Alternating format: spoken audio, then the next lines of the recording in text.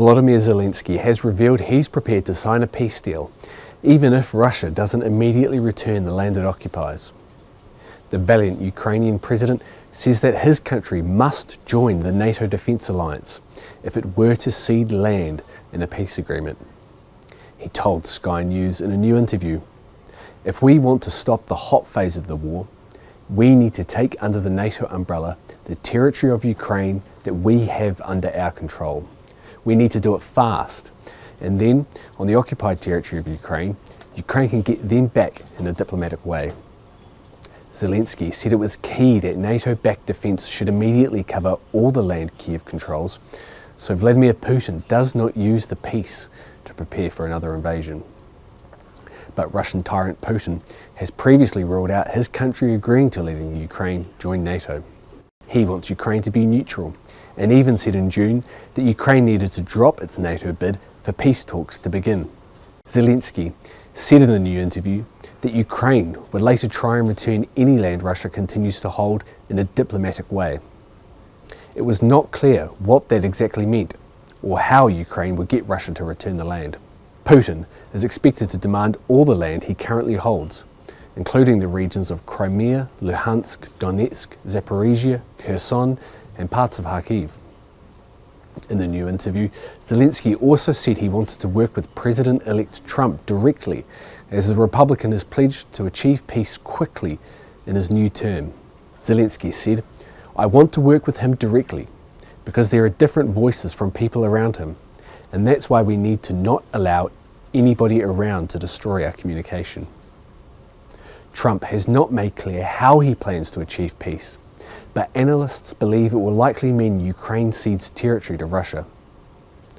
The new peace bombshell from Zelensky marks the first time he has said Ukraine could cede land to Russia, with the Ukrainian previously adamant he would even recapture Crimea. But with the election of Trump, Ukraine is now under pressure. Earlier this year, Zelensky presented a peace plan to the Ukrainian parliament and his Western allies. He released a 5-step victory plan that included Ukraine joining NATO and increased military support from the alliance. Zelensky also discussed the plan with Trump and spoke with the president-elect via phone after his landslide win.